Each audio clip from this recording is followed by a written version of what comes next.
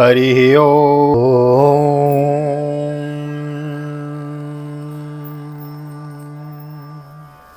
जय श्री राधे, जय श्री कृष्ण। आप सभी को एक बार पुनः आप सभी का बहुत बहुत स्वागत है आप ही के YouTube चैनल विकी वीपीएस परिवार श्री धाम वृंदावन।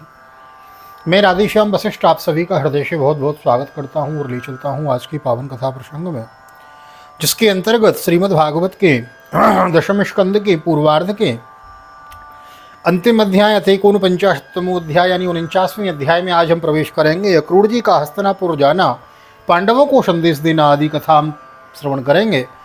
आइए देर न करते हुए ले चलता हूँ आज की पावन कथा प्रसंग में। सर्वप्रथम करेंगे गोविंद नाम संकीर्तन। श्री कृष्ण गोविंद हरे मुरारी, हे नाथ नारायण वासुदेव। श्री कृष्ण गोविंद हरे मुरारी, नाथ नारायण वासुदेव। हे नाथ नारायण वासुदेव, हे नाथ नारायण वासुदेव। श्री कृष्ण गोविंद हरे मुरारी, हे नाथ नारायण वासुदेव। नारायणं नमस्कृत्यं नरं चैव नरोत्तमं, देवीं सरस्वतीं व्यासं ततो जयमुदीरयेत्। कृष्णाय वासुदेवाय हरये परमात्मने प्रणतक्लेशनाशाय गोविन्दाय नमो नमः। ओम नमो भगवते वासुदेवाय। श्रीमद्भागवत महापुराणम् अथैकोनपञ्चाशत्तमो अध्यायो। श्रीशुक उवाच। स गत्वा हस्तिनपुरं पौरवीन्द्रो यशोऽङ्कितं ददर्श तद्राम्बिकेयं स भीष्मं विदुरं प्रधां सपुत्रं च बाहुरीकं भारद्वाजं स गौतमं कर्णं सुयोधनं द्रोणीं पाण्डवान् सुवधोपरान्।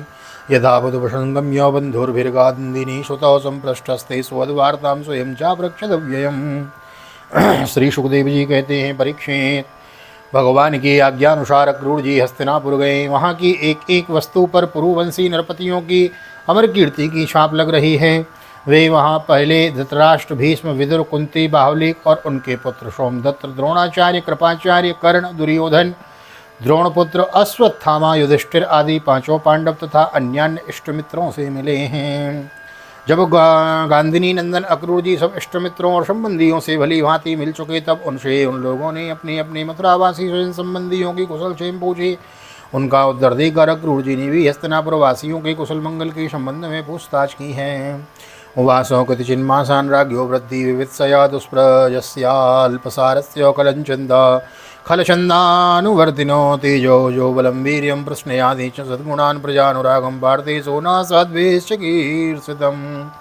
परीक्षित, अक्रूर जी यह जानने के लिए कि धृतराष्ट्र पांडवों के साथ कैसा व्यवहार करते हैं, कुछ महीनों तक वहीं रहे। सच पूछो तो धृतराष्ट्र ने अपने पुत्र दुष्टपुत्रों की इच्छा के विपरीत कुछ भी करने का साहस न था। वे शकुनी आदि दुष्टों की सलाह के अनुसार ही काम करते थे। अक्रूर जी को कुंती और विदुर ने यह बतलाया कि धृतराष्ट्र के लड़के दुर्योधन आदि पांडवों के प्रभाव, शस्त्र कौशल, बल, वीरता तथा विनय आदि सद्गुण देख देख कर उनसे जलते रहते हैं।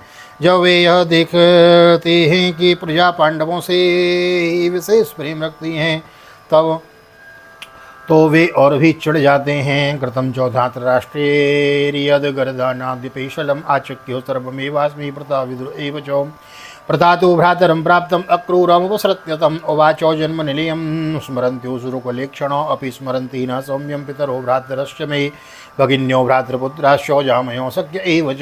तो और वे चिढ़ जाते और पांडवों का अनिष्ट करने पर उतारू हो जाते हैं।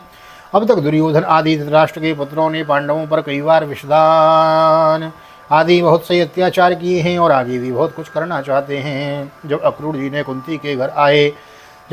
कुंती के घर आए तब वह अपने भाई के पास जा बैठी। अक्रूर जी को देखकर कुंती के मन में अपने माए के की स्मृति जाग गई और नेत्रों में आंसू भर आए।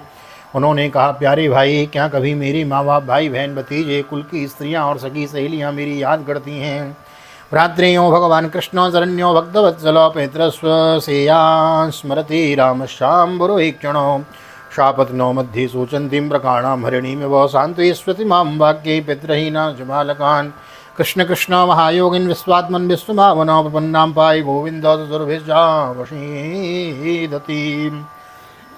मैंने सुना है कि हमारी भतीजे भगवान श्री कृष्ण और कमल नयन बलराम बड़े ही भक्तवत्सल और शरणागत रक्षक हैं। क्या वे कभी अपने इन फुफेरे भाइयों को भी याद करते हैं? वे मैं शत्रुओं के बीच घिरकर शोकाकुल हो रहा हूँ। मेरी वही दशा है जैसे कोई हिरणी भेड़ियों के बीच में पड़ गई हो। मेरे बच्चे बिना बाप के हो गए हैं। क्या हमारे श्री कृष्ण कभी हमें यहाँ आकर मुझको और इन अनाथ बालकों को सांत्वना देंगे? कृष्ण कृष्ण महायोगिन विश्वात्मन विश्वभावनम प्रपन्नां पाहि गोविंदो विश्वावसीदति नान्यत् तव पदाम्भोजात् पश्यामि शरणं नृणाम् बिभ्यतां मृत्यु संसारादीश्वरस्यापवर्गीकृत। नमः कृष्णाय शुद्धाय ब्रह्मणे परमात्मने योगेश्वराय योगाय त्वामहं शरणं गताहम्। श्री कृष्ण को अपने सामने समझकर कुंती कहने लगी, सच्चिदानंद स्वरूप श्री कृष्ण, तुम महायोगी हो, विश्वात्मा हो और तुम सारे विश्व के जीवन दाता हो। गोविंद, मैं अपने भक्तों के साथ दुख पर दुख भोग रही हूँ। तुम्हारी शरण में आई हूँ, मेरी रक्षा करो, मेरे बच्चों को बचाओ।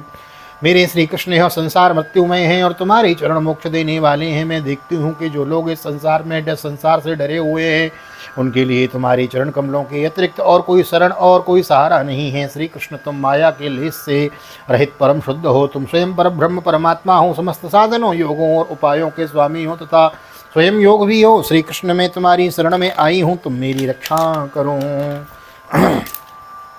श्रीशुक उवाचो विद्यनुस्मृत्य स्वजनं कृष्णं च जगदीश्वरं प्रारुदत दुःखिता राजन् भवतां प्रापितामही शमदुःखशुको क्रूरो विशदुरश्च महायशः सान्त्वयामासुतः कुन्तीं तत्पुत्रोत्पत्तिहेतुभिः यास्यन् राजनमभ्येद्य विषमं पुलला पुत्रलालशो अवदत् स्वदां मध्ये बन्धुभिः सौवदोदितं। श्री सुखदेव जी कहते हैं, परिज्ञेत, तुम्हारी परदादी कुंती इस प्रकार अपनी सगी संबंधियों और अंत में जगदीश्वर भगवान श्री कृष्ण को स्मरण करके अत्यंत दुखित हो गईं और भपक भपक कर रोने लगीं। अक्रूर जी और विदुर जी दोनों ही सुख और दुख को समान दृष्टि से देखते थे। दोनों यशस्वी महात्माओं ने कुंती को उसके पुत्रों के जन्मदाता धर्मवायु आदि देवताओं की याद दिलाई और यह कहकर के तुम्हारे पुत्र अधर्म का नाश करने के लिए ही पैदा हुए हैं, बहुत कुछ समझाया बुझाया और सांत्वना भी दी।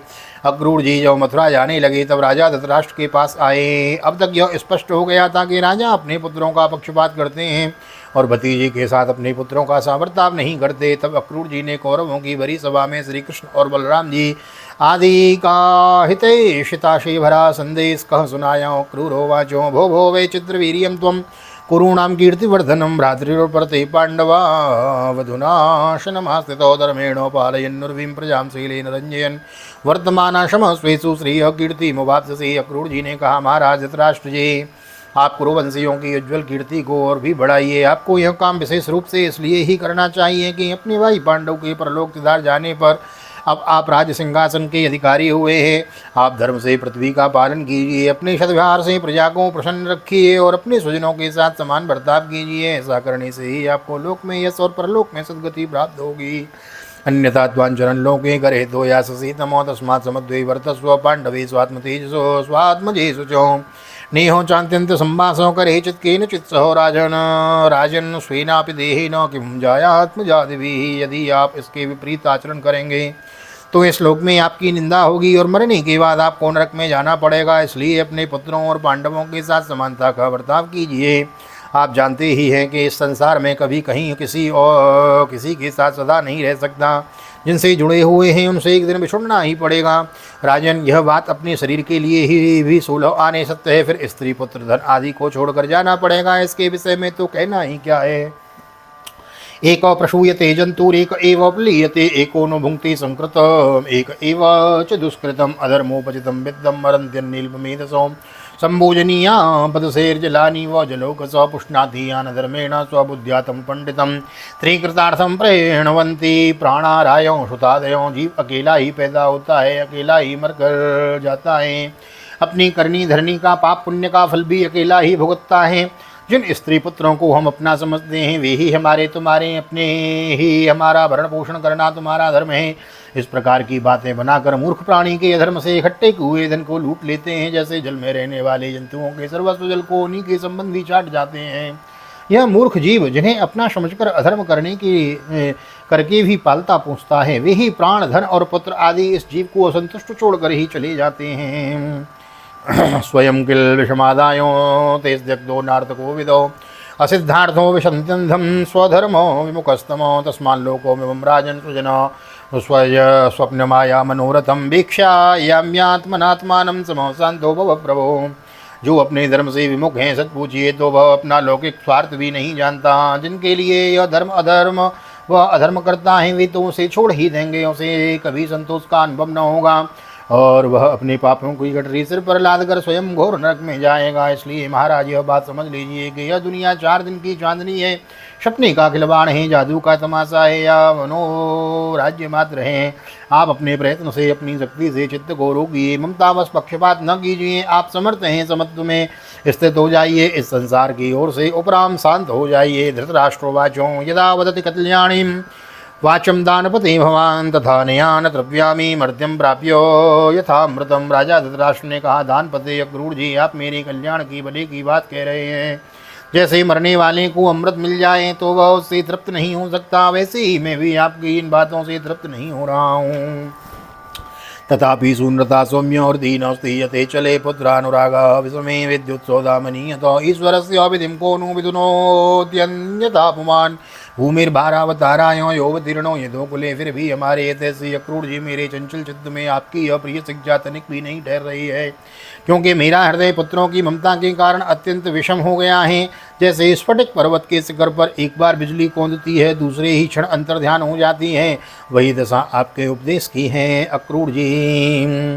सुना है कि सर्वशक्तिमान भगवान पृथ्वी का भार उतारने के लिए यदकुल में अवतीर्ण हुए हैं। ऐसा कौन पुरुष है जो उनके विधान में उलटफेर कर सके? उनकी जैसी इच्छा होगी वही होगा। यो दुर्विमर्शपथया निजमायेदं सृष्ट्वा गुणान् विभजते तदनुप्रविष्ट तस्मै नमो दुर्वबोध विहार तंत्रो संसार चक्रगतये परमेश्वराय।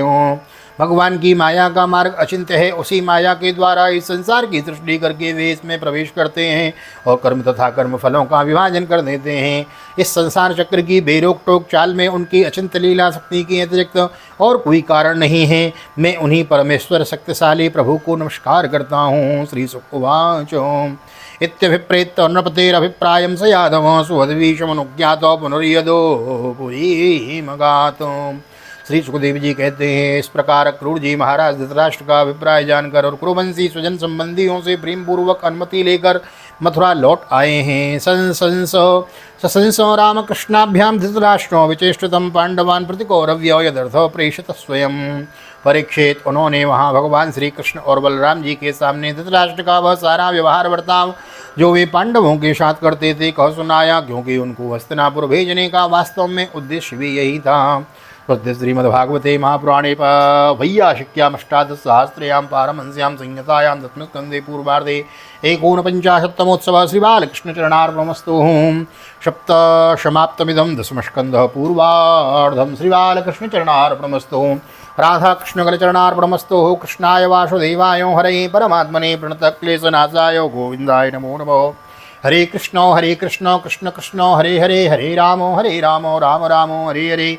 राधे कृष्ण कृष्ण कृष्ण राधे राधे, राधे श्याम श्याम श्याम राधे राधे। बोल राधा गोविंद भगवान की जय। श्रीमद्भागवत महापुराण की जय। श्री वेदव्यास जी महाराज की जय। सुखदेव जी महाराज की जय। राजा परीक्षित जी महाराज की जय। राजा रामचंद्र भगवान की जय। श्री हनुमान जी महाराज की जय। गोवर्धन नाथ की जय। यमुने महारानी की जय। वृंदावन बांके बिहारी लाल की जय। गैया मैया की जय। तुलसी मैया की जय। अपने अपने माता पिता की जय। सद्गुरुदेव भगवान की जय। आज के आनंद की जय। जय जय श्री राधे, जय श्री राधे, जय जय श्री राधे श्याम, जय जय राधे, जय जय श्याम। सबको मिले वृंदावन धाम। ऐसी प्रार्थना मेरी ठाकुर जी के चरणों में। यहाँ तक वीडियो बने हैं तो वीडियो को लाइक कर दीजिए, शेयर कर दीजिए। नए आए हैं चैनल को सब्सक्राइब कर लीजिए, बेल आइकन को भी प्रेस कर दीजिए। मिलते हैं अगली वीडियो में। श्रीमद्भागवत के दशम स्कंद की उत्तरार्ध में प्रवेश करेंगे और 50वां अध्याय दशम स्कंद के 50वें अध्याय में हम प्रवेश करेंगे। जरासंध से युद्ध और द्वारकापुरी का निर्माण भगवान किस प्रकार कराते हैं, विश्वकर्मा देवताओं के जो शिल्पीकार हैं उनके द्वारा, यह कथा हम विस्तार पूर्वक श्रवण करेंगे। तो बहुत बहुत आभार, बहुत बहुत धन्यवाद वीडियो बने रहने के लिए। यहाँ तक वीडियो बने हैं तो वीडियो को लाइक कर दीजिए, शेयर कर दीजिए। नए आए हैं चैनल को सब्सक्राइब किए बिना ना जाएं। मिलते हैं अगली वीडियो में 50वें अध्याय में। तब तक के लिए श्रीधाम वृंदावन से आप सभी को ठाकुर जी का दर्शन करते हुए आप सभी को हृदय से प्यार भरी जय श्री राधे, जय श्री कृष्ण, हरि ओम।